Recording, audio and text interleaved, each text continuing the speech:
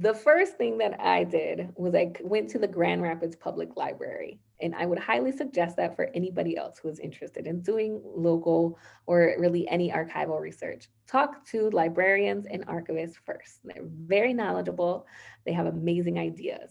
And so I was able to talk to some very, very helpful people. Tim Gleisner, who was at the Grand Rapids Public Library when I first started this program. Also, Bill Cunningham, who was at the Grand Rapids City Archive when I first started, when I first started the book project in like 2010 or 2011. Their best guess on what we had, what the city had saved, what the library had saved in terms of finding Latinos. And so with the Grand Rapids Public Library, I was very lucky to come across the research of earlier historians, namely Gordon Olson and many of the students he's taught in Grand Rapids in the previous 20, 30 years, who had done oral history interviews with Latinos at that time. And so I was able to access what we call special collections materials, things that were made and with the intention of saving, with the intention of donating them to the library. Gordon Olson was very forward thinking in that way and carried out a number of interviews I could access. But for the other stuff, we didn't have, I mean, there are some things there, but it really wasn't a lot.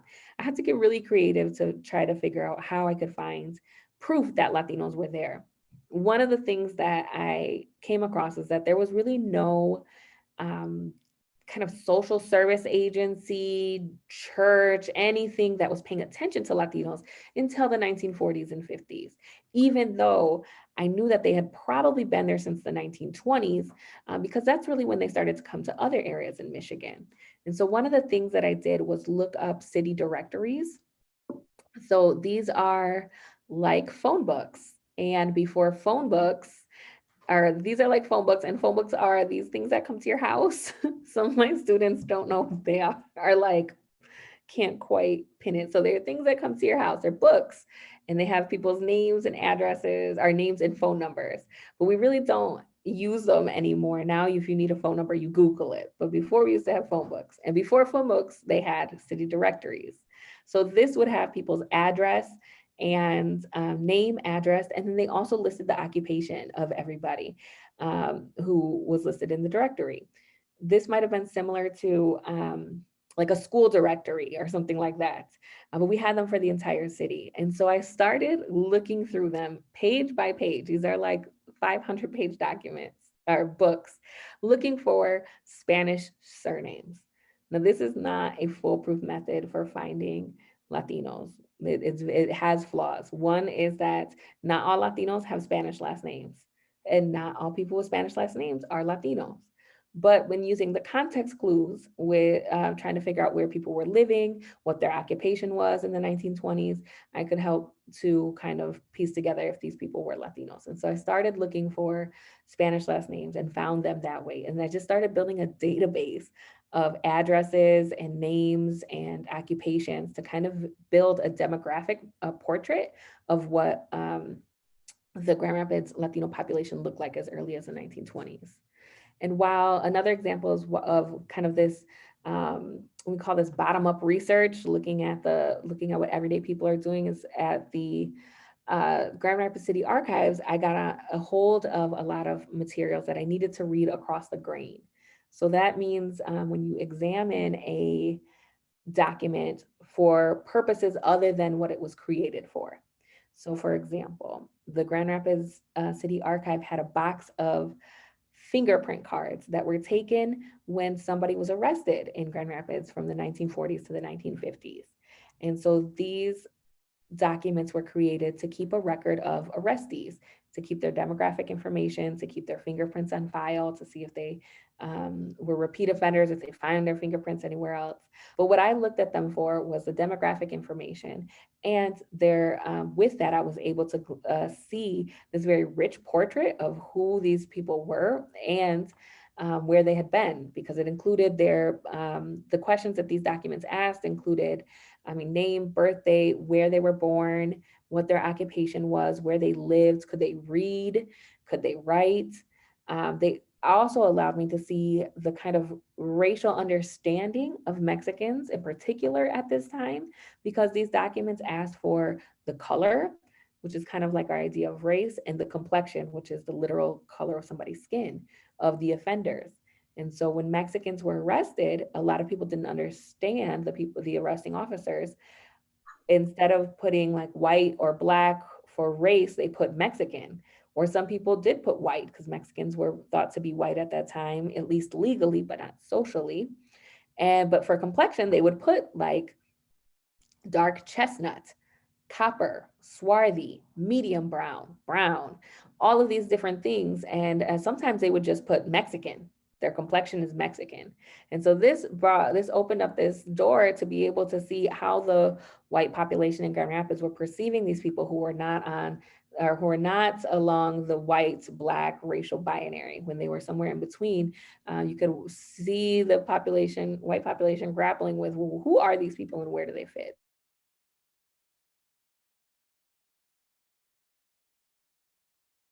My advice is to get organized.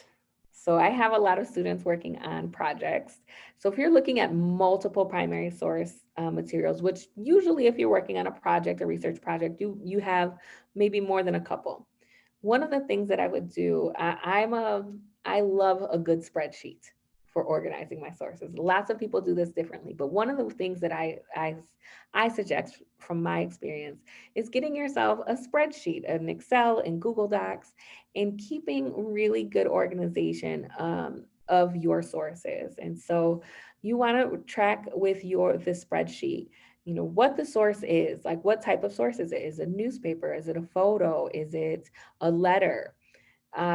Is there a title for this source? If it's a newspaper article, does it have a title? If it's a letter, is it to whom, from whom? Um, where you found this source? What is the information you're going to need to cite this source? What is it in online? Was it in an archive that has a box and a folder number? That stuff is going to help later for when it's time to cite those, because you don't want to spend your time looking for citations for something, because trust me, it's take a lot of time, valuable time you need to do other things.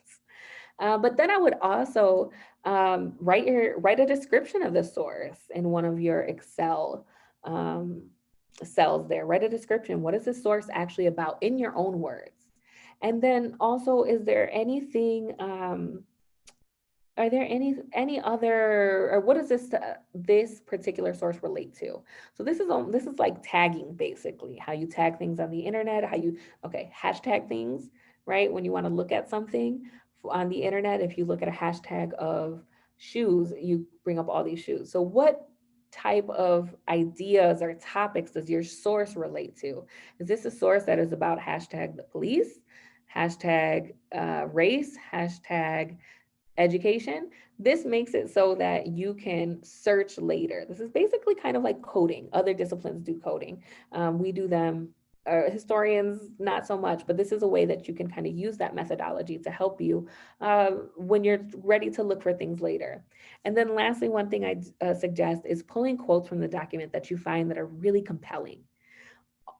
Keeping track of those and having those at your ready disposal will make it easier when you're going to work on presenting this research, either in a paper or conference presentation, or just telling people about it, making something else with it. Having those quotes there really helps to, will really help you to prove your point via the sources. So I really suggest being organized. My first suggestion is talk to your local librarian and archivist. Again, these people are super knowledgeable. It is their whole job. They have dedicated their careers to saving, to categorizing, to preserving records, and to knowing the field, knowing this local history, or whatever it is. We have specialist librarians as well who are specialized in training, have specialized training in certain fields. They are going to help you so much in finding all the secondary sources you might need. The librarians and your archivists will also help you find the primary sources that are available. These are also people who think a lot about sources. That's their job. And so they can help suggest a source. It was Bill Cunningham's suggestion that I look at these fingerprint records. He said he'd been waiting for somebody who could use these. And so this was really exciting for both him and I. So start there. The other thing I would suggest is start with a topic that you're passionate about. And a lot of times people will say, well, because you're Latino, can you really be objective when you're researching Latinos? And I don't actually think that's a valid question because a lot of people study what they're familiar with.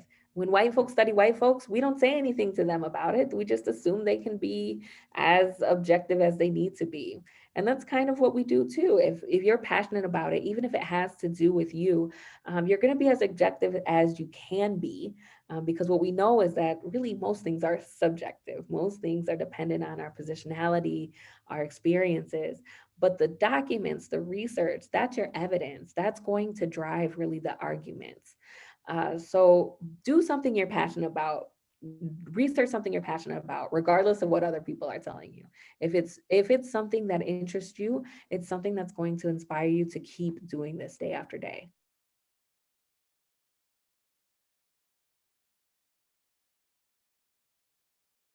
I will say this, that a lot of people who are outside of Michigan and outside of the Midwest find it really fascinating when I say that I study Latinos in Grand Rapids.